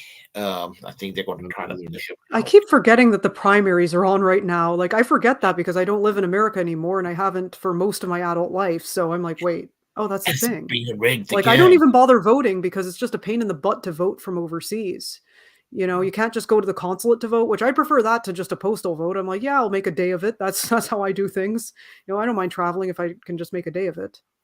Yeah, it's being rigged again here in the United States. They're Yeah, no coming. surprise. Yeah, this time, against Marianne Williamson, against well, she just dropped out. Dean Phillips, even though Cenk Uygurt's running for president, How can he? I thought he was born in Istanbul. he claims that he can overcome that. And he can challenge that support. I mean, Man, I'm the not time thinking, machine. you know, someone who wasn't born in America should be able to run. I think people were, you know, as long as you're a citizen, I don't care where you're born, you know, as long as you're a citizen, I don't think it matters, but that's not the law right now, unfortunately. Well, anyway, I think that when Trump gets back in there, you're going to see what happened in 2016 now what happened in 2020 was with the Trump supporters being sort of losers, but it was comical what happened to the pink pussy hat wearing crowd in 2016, and I think we're going to see a replay of that. And so they're going to go and blame Marianne Williamson, they're going to blame Dean Phillips, they're going to blame Cenk Uygur, Susan Sarandon. They're going to definitely blame Susan Sarandon. They're going to blame Jimmy Dore. They're going to blame Cornel West, Robert F. Kennedy, Jill Stein. They'll even blame the libertarians, and then they're going to go back and play the old hits. Blame Bernie Sanders, and blame Russia. Blame Canada. Yeah. There you go. Yep. They'll blame everybody except for themselves. Yep. Yeah. That's the playbook. Yeah. So I see the writing on the wall. I mean, it's downright comical. I mean, how predictable they are. So anyway, as mentioned Jimmy Dore just a second ago. Dennis Kucinich is running for Congress. That's an independent. He's a former Democratic congressman from Ohio, from the district that Nina Turner was trying to get the nomination for, and she got rigged as well. But he's running as an independent, and he's going to explain why he left the Robert F. Kennedy campaign. So let me grab that video and everything. Okay, let me go ahead and do this. Hold on a second. I have an ad blocker that doesn't work. Hold on a second here. Okay. Very unprofessional on my part. But let me get the video here. I am going to run to the bathroom real quick. So I'll let y'all watch this and I'll be right back. So unprofessional for me to say that, but I have to take care of my business. So just leave the remote on the couch, okay? There you go. No Naked Gun moment. Yeah, don't take the remote to the bathroom. Will do. People have attracted to his free speech stance like you have, anti-censorship, his ability to stand up against corporations, as an environmental lawyer, and he stood up against big pharma, and he's the only voice that a lot of people have about COVID. And then he got it right on Ukraine, which was amazing, and then he totally throws it all out the window when it comes to Gaza and Israel, and he even went even further and kind of saber rattled with Iran and Venezuela and China and Russia. Over oil. So tell me about how if you want to talk about it, I would appreciate it if you share with our audience what that was like. Because I know you're a staunch supporter of the Palestinians and you want peace, and you've always been for peace. So tell me what was it like to be his campaign manager, and how did you guys split? Well, Bobby and I have known each other 30 years. He actually flew to Cleveland prior to the campaign, met with myself and my wife, Elizabeth, and we talked about the campaign. And when he told me that he was going to run as a Democrat, I told him, look, what can I do to help? And he immediately asked me, would you run my campaign? I said, sure.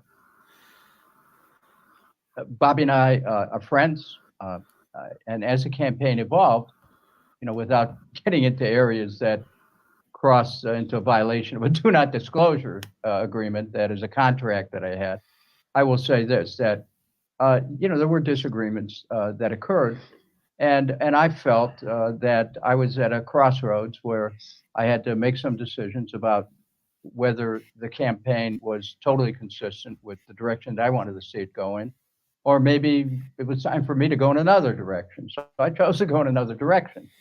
I love Bobby Kennedy. He's a good man, and I wish him well.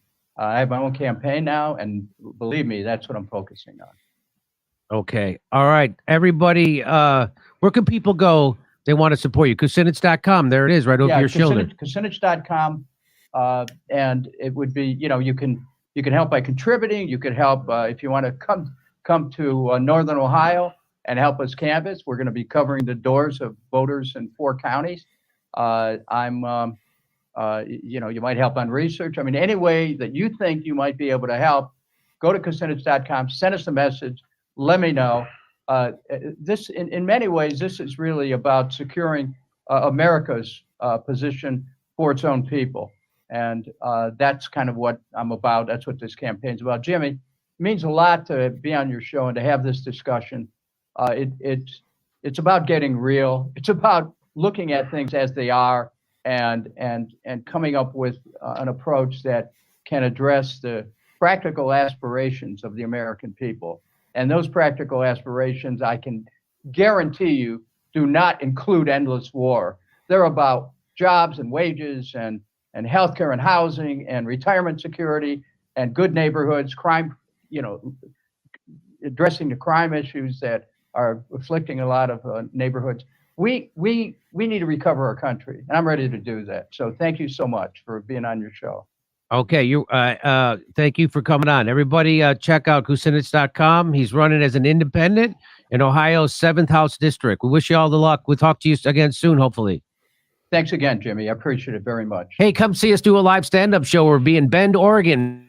Alrighty. I don't know. Do you remember Dennis Kucinich, Angie? Vaguely, yeah. I think I had cousins that liked him as a politician, but I don't know too much about him, besides him being more left than others. Yeah, he was a former Democratic congressman that I got gerrymandered in 2012. I mean, they just thought he was too much of a troublemaker, so they gerrymandered the district in Ohio. So he ended up being defeated in a primary. So that's what happened right there. And so he's been he was a Robert F. Kennedy supporter, obviously, and he parted ways with the campaign, but decided to run for Congress as an independent this time. And I hope he wins. Yeah, I do too. Yeah. I've known about Kucinich for a long time. I remember way back, pitching ideas that Bernie Sanders kind of made popular in 2016. But he'd been talking about, universal health care for people and living wage. And and he got screwed out of his seat in Ohio. And it was very odd that they were friends, him and Bobby Kennedy Jr. But probably the decision to run for Congress as an independent probably was the main reason why he left the campaign. But in the back of his mind, he has to think that what RFK was, especially his take on the situation in Israel, was probably a bit too much to stomach too. I'm probably sure that I'm just speculating, but as much as you've known this guy for as long as he has, that's one cat that would not stomach something like that. It's just thing about Robert F. Kennedy, if he could have just defended Roger Waters and not over calculate and about the political ramifications, but he did the political wonkish thing and thought about, oh, what would people think if, since Roger Walters is critical of Israel, so he's like, he deleted the tweet and then he double backed and flipped over and then went overboard, you know, with his pro-Israel stance or what have you. And I don't think anybody would have really flinched an eye, even severe critics, or real critics of Israel. I think they would have probably figured Robert F. Kennedy's another politician, and so of course he's going to go and share some platitudes, but they probably wouldn't be overly offended. But because he went overboard, and I think that was a little bit too much for Dennis Kucinich, in my view, and he quit the campaign, so the RFK campaign. I wonder who he's going to endorse at this point. It's a good question. Yeah, maybe he won't endorse anybody. He'll just be like, "Can I get back to you on that one?" Yeah. That's one thing I'll give Ireland credit on. I will say that in Ireland, at least the popular stance, even in the government, seems to be, at least moderately pro-Palestine, at least pro-Palestine. Like, if the government are at least pro-Palestine, that's a good sign. I don't see too much pro-Israel sentiment in Ireland at all. Here in the UK, I think there's still that divide between the government and the people. A lot of people are pro-Palestine, but the government, they're up Israel's butt. And it's just so strange seeing it, because I always wonder how many people actually know Jewish people, how many people actually know people in Israel. I don't know. It's crazy because there's not as much of a Jewish population here as there is in the United States. I mean, with Bernie Sanders, I can almost understand his situation, because he is Jewish and he did live in a kibbutz in the 1960s. So so I can kind of understand his situation, although I still don't particularly like his stance these days. He's turning to be more of a disappointment overall. I never thought I'd talk about Bernie Sanders the way I've been talking about Bernie Sanders lately. Like, he's just become a total cuck. Yeah. Disappoints me. It's the very first online Bernie bro. So, and now we should get used to disappointment at this point, right? I mean, it seems like so many masks have come off over the last few years. It's like some people you're like, wow, I did not expect that, but better now, because shit's gonna get worse. That's for sure. Yeah, it turned out to be a little disappointment. I think Dennis Kucinich backed Bernie in 2016, but he backed Tulsi Gabbard in 2020. So, so it's just kind of wondering. Tulsi Gabbard's been the real disappointment. Like that's just such a U-turn, complete 180. Tell me about it. I wanted her to be Bernie's running mate in 2020. Same. Yeah, I know a lot of people that were like, I was like Bernie all the way in 2016. I was pretty much Bernie a bus in both campaigns, but it's like, but it was kind of like in 2020, it was like I was like pro Bernie / pro Tulsi. That was me, and now I don't know. I guess they offer her a lot of money, and she decided to tell the left to fuck off, I guess. So yeah, one of my friends and I we always say this, like, you don't have to like the Democrats, but that also doesn't mean you have to like the Republicans now. It's just tribalism. I'm sick of it. Yeah, I mean, how much of a goddamn independent is she? Is she saying, oh, I'm an independent in her robotic voice, but then she goes around and endorses every Republican that was running for office in 2022? I'm just like, I can't defend her no more. And she doesn't wonder if the whole Democrat thing that she did was a grift. I always wonder about that. I think that she found love where it could be found, and that meant that basically when Hillary Clinton was attacking her, I think a lot of people on the left didn't sufficiently support her. I think she was hurt by it, and then some of the Fox News people, Tucker Carlson, all them, and they were like, she's a veteran and blah blah blah. I think that's what happened, and I think that's how she got kind of hoodwinked into the political grift that she's in. And then when she was growing up, I think she was a Republican too. No, she was. Her father was a very conservative Democrat. Ugh. Yeah, he was a very conservative Democrat, very homophobic. Her father was. Oh yeah, I remember that. Yeah, he was I mean, back in the 1990s, there were still Democrats that were kind of reactionary on LGBTQ rights. So, yeah. I mean, to be a liberal, I remember when I was in college, when I would say the subject would come along, so I don't care what gay people do, it's fine, and they'll be like, what are you, some kind of a liberal weirdo?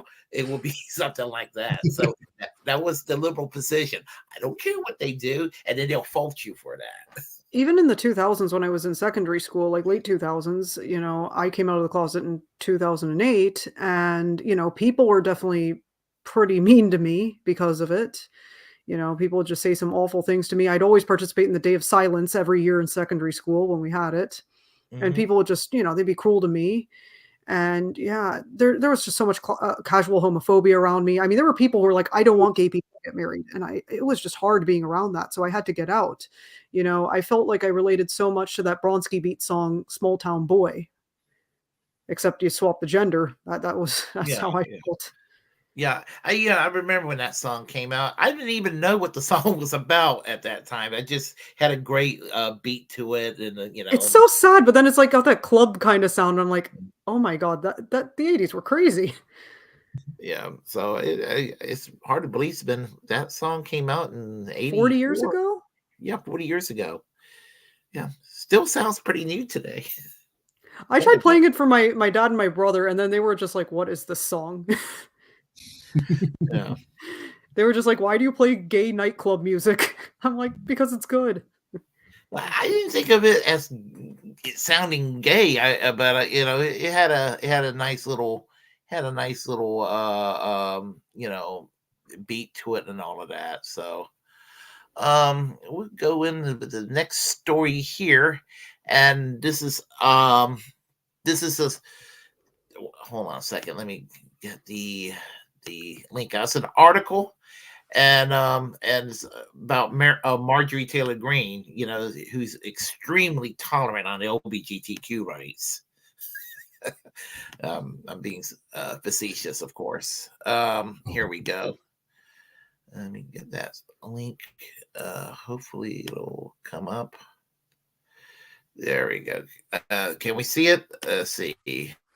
Let me see. It might be blurry, but it's called "Internet Slams Marjorie Taylor Greene Over Her Criticism of Curb Your Enthusiasm: Portrayal of Georgia's Voting Laws" by story by Ritwik NASCAR. That's wow. That's how his name's pronounced. NASCAR. Okay. Here we go. Atlanta, Georgia. Representative Marjorie Taylor Greene in a bizarre, unexpected tweet took aim at HBO's hit show Curb Your Enthusiasm on Tuesday, February 12th, launching a scathing critique that centered around the show's story arc, ridiculing Georgia's voting laws, per a report by HuffPost. Let's see here. Greene wrote on X, formerly Twitter, that was a glaring reminder of why most Georgians resent Republicans in our state, inviting nasty commies from California, the Hollywood elites, into our state, dishing out Hollywood tax credits. So I like to do it in her voice because when it comes to Marjorie Taylor Greene, I just believe she deserves nothing but utter disrespect. I watched this week's episode of Curb Your Enthusiasm, and it was a glaring reminder of why most Georgians resent Republicans in our state for inviting the nasty commies from California, the Hollywood elites, into our state by dishing out the Hollywood tax credits. That's why I It did sounded this like show. Towley. I sounded like that. Y'all won't That get sounded like Towley. I come to this show because I'm needed. I stay because of the voices. Incredible. They just out of nowhere. Willie says, "Here it comes, ready or not," and it's just chef's kiss, brother. I love it. I love Oh my Oh, God. Holly This for week- Congress. this, Exactly. this week's episode lied and painted the Georgia conservatives and Trump supporters as racists and rednecks, and made fun of our good laws that stopped Stacey Abrams' vote pandering machines and prevented voter fraud, the MAGA Congresswoman added. So, MAGA my gosh. Congresswoman. I'm sorry, I had to contain myself there. Let's see. Larry David was previously jailed and given his own Donald Trump-like mugshot for breaching Georgia statutes that prohibit the distribution of food, water to voters after providing water to a thirsty Aunt Ray standing in line to vote. And there's the actual tweet. Let's see. I guess we can play that. Hold on. It'll buffer through in a second. All right. Waiting I'm for glad it to- she's taking. I'm glad she's taking the time, the precious time that we have, to go after a fictional television show. You know, I'm glad that's like number one in the priority list. Yeah, I mean, you know, it's amazing what the things they go after people over, and you know, when we have a lot of pressing issues and all of that. So hold on, I could probably get it through here. People don't have health care. People don't have food. And Thank then you. there's, all this money being sent overseas. Always money for a war, but never any money for, helping people out within the country. Like, I don't know. Those are the people who can vote for you. Like, help them out. Yeah, I mean, yeah, you would think that would be a no-brainer, but you know, and you hear a lot of Americans say, well, yeah, especially on the right, that we got to go and protect our troops and all of that. And you know, and look at, hold on a second, I found it. I got it. Yes. Wait, over 2.5 hours. What? Yes. That is just insane. Horrible. What do they put people through just to vote? I'm melting out in there. You know what? I got some water in the car. Do you want it? I would love. Yeah. Quiet, chubby. There you go. I knew this would come in handy. Oh, yes, indeed. Sir.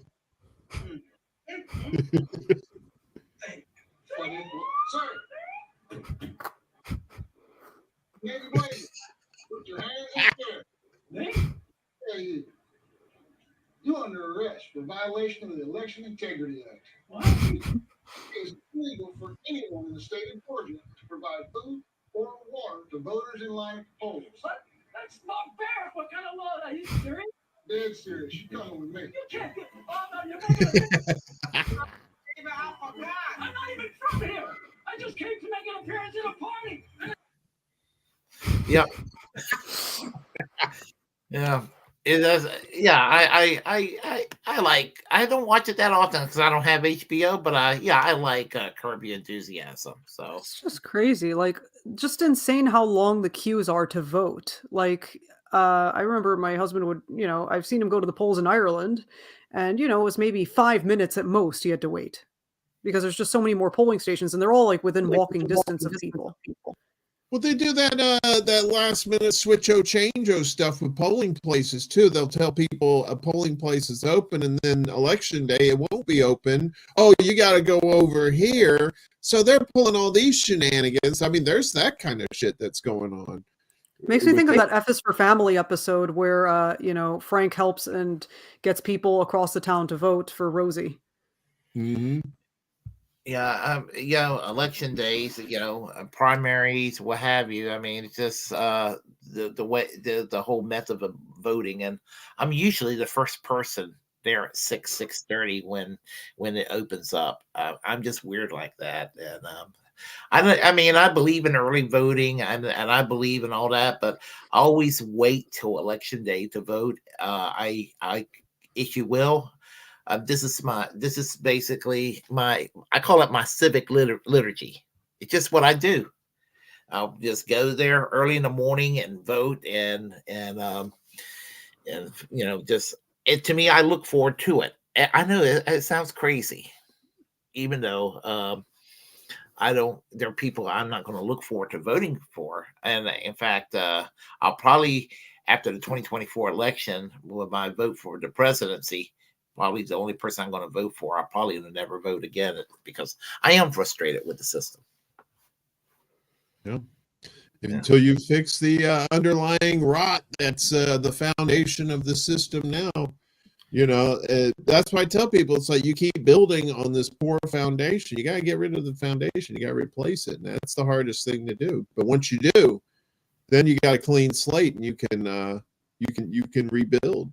But until then, you're just playing into what the propaganda artists and all these people behind the scenes want you to do, like you were talking about the cultists and stuff like that. Everybody's staying in their own little sections, even though they're basically serving the same people up at the top,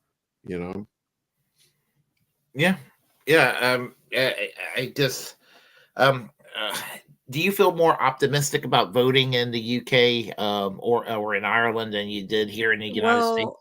I don't live in Ireland anymore, but in the UK, there's kind of this reciprocal agreement where British and Irish people can vote in each other's elections. Actually, in Europe, throughout Europe, non-nationals, as long as they're resident, can vote in some elections. It's actually really interesting. I always thought that, like, in every country, you had to be a citizen to vote, but I guess, America's not the norm.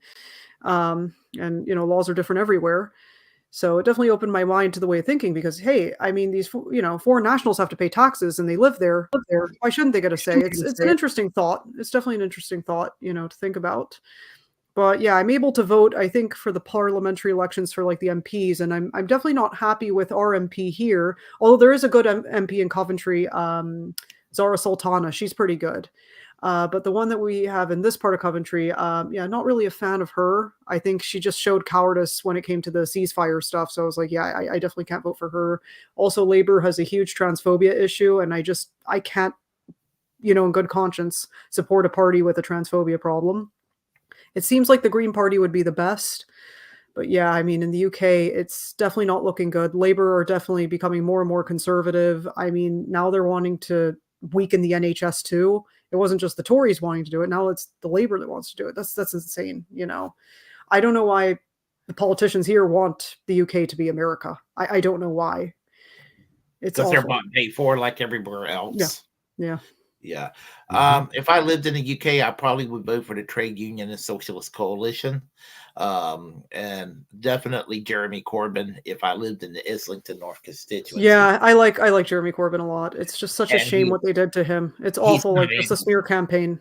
It's insane. He's not an anti-Semite in the least. I don't know. No, not at all. It's just like that is just defamatory shit, is what they're saying about him. Completely defamatory. Yeah. I mean, it's so easy to disprove, yet people have it burn in their mind that he's an anti-Semite. He's not. Israel does it on purpose, just associating Zionism and Judaism together to make it a synonym. Yeah, Israel does that all on purpose. It's all on design. That's why they put the Jewish star on their flag. It's definitely that. They know what they're doing with that, and it's something that like Gentiles can't say. It does take a Jewish person to have to point it out. And it's sad because I think everybody should be acknowledging that. It's like I tell everyone. Years ago I used to support Israel, but I don't anymore. Yeah, I was the same as well because I have family that live in Israel, although I'm not the super closest to them, but I have met them. I've been to Israel twice. I didn't really think much of it because, well, I have family there and I was raised Jewish and, you kind of just saw it as the backup plan, if things went to shit, wherever you're living, okay, you can always make Aliyah. But I was like, then later on, when I visited Israel, it's funny. That's what turned me more pro-Palestine was just seeing Muslims being discriminated right in front of me, seeing how the Muslim parts of the cities, the Arab parts of the cities were very much a ghetto. And I was like, what the fuck's going on here? We've been lied to by the media. Yeah, it's like that is real apartheid. Like I just saw apartheid in front of me. I was like, yeah. And then I talked to family members who are very critical of Israel themselves. So my family who live in Israel are quite left wing there. One of them's the son of a German Jewish guy who escaped Germany as a teenager to go to Israel.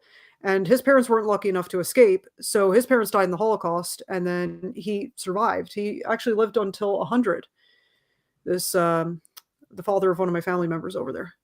Yeah, I promote the fuck out of Meretz over there, and which is a left-wing political party that's pro-Palestinian. You probably have heard of them, right? Meretz? Yeah. Yes. I've heard of them. Yeah, I don't know which parties my family members support. Definitely one of the left-wing ones. I think there's not everybody in my family thinks the same. Like, it's, typical Jewish family where everyone's going to have their disagreements. But I tell people today that great to support the Palestinian cause, and I do that. The only thing I won't do is criticize Jewish people for this, because I see a lot of that on the left, and it scares me. I'm obviously very scared, and it's hard. It's definitely uncomfortable. And I even ended up taking out ex-Jewish from my bio, not because of anything like that, but just because I wanted to promote my book. But even then, it's just easier, not having to mention that.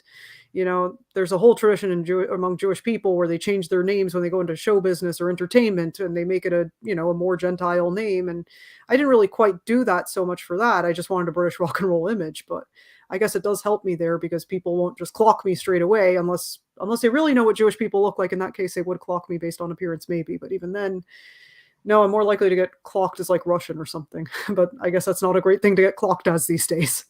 I know that in England, getting back to England, when they went and chastised Jeremy Corbyn, he did well in the 2017 election. Labour did well in the 2017 election, but the only way that Theresa May could have a coalition government was to reach out to the Democratic Unionist Party of Northern Ireland. And they're trash. Right-wing commentators were saying that they were glad that they were able to do this. But here's the thing. The DUP are anti-Catholic. They're anti-gay. And if you're anti-Catholic and anti-gay, it could be the sneaky way around. You'll find some anti-Semitism and racism in there too. But that's okay. Yeah. Like, there's not any Jewish community in Ireland. There really isn't. Like, the entire time I was there, I don't think I met any other Jewish people. I didn't meet any others. It was just me, and that was it. I always say that, like, when I left Killarney, that's where I was last living in Ireland. I was like, okay, the Jewish population went down by 100% as soon as I left. Yeah. I don't know if you're familiar with this show. Warren knows these guys. Due Dissidence. I watched Due Dissidence a lot. Have you seen that? I've heard of them. Okay, two Jewish guys from New York, lefties, great commentary. I highly recommend their show. Definitely, and all that. But getting back to what I was saying about England, UK, this one right-wing guy here in America named Mark Levin, who's basically an old, like if Ben Shapiro was 70 years old. With a beard and bald. Basically was praising Theresa May for reaching out to this anti-Catholic, anti-gay party. And I'm thinking, anti-Semitism is evil, but so is anti-Catholicism. So is the anti-gay sentiment. I mean, it's all horrible. So Northern Ireland was late to the game on all the social stuff, like all those things, whether it was gay rights, whether it was abortion, just all those sorts of things. Yeah, I'm glad I don't live in Northern Ireland. It's civil unions in Northern Ireland, understand, not marriage itself. Whereas in England, Wales, and Scotland, is marriage, but they call it civil unions in Northern Ireland. Like, that's definitely one reason that some people in the Republic don't want the North with them, is just, oh my God, we have to deal with all these conservatives. We have to deal with all these conservative. Some people might even joke that they're wannabe English because they don't even think of themselves as Irish. Well, even though when they come to England, they're just seen as Irish. That's it. Yeah, Ian Paisley saw himself as British when he was alive. Yeah. So anyway, that was interesting and everything. So, I guess we're getting close to the end here. Do you have any final words? Just buy Crime of the Century and tell all your friends about it. It's a great book. And in the description box below, have all her information. You can follow her on the various platforms and read up on her blogs and Yeah, there's a lot of content coming. I just today posted a blog post about Beyond the Beatles, talking about music from the 60s that isn't the Beatles, and it's kind of the guide to classic rock I wish I had when I was a teenager getting into classic rock. there you So go. yeah, it's pretty good. I'm going to be doing 2 more parts of that, but I've been balancing so much. I'm just a one-person team here, just writing the books and doing the blogs. So it's been very busy. Well, and I hope that I wish you the best of luck in Thank you. the book and everything. And Warren, you have any? Warren, I think you probably have an announcement for tomorrow, don't you? Oh yeah, tomorrow is SATURDAY, and that means the secret show will be on tomorrow night, 11 p.m. Central, midnight Eastern, and do the math for the other time zones. Come on, don't make me do all the work. Yeah, so hopefully Jimmy will be there for that. Obviously, I'm not Jimmy, although I am pretty. I feel pretty. I may not be physically beautiful, but I feel pretty, Willie. And so don't take that from me, please. There's been so much taken already, Willie. I tell people don't hate me because I'm beautiful. Angie, you're cool. You're cool, Angie. But Willie knows. Willie knows, right? You know. Absolutely. Yeah. I don't know what I'm talking about. Yeah. Angie, if you get time, check out The Secret Show. I think you would enjoy The Secret Show.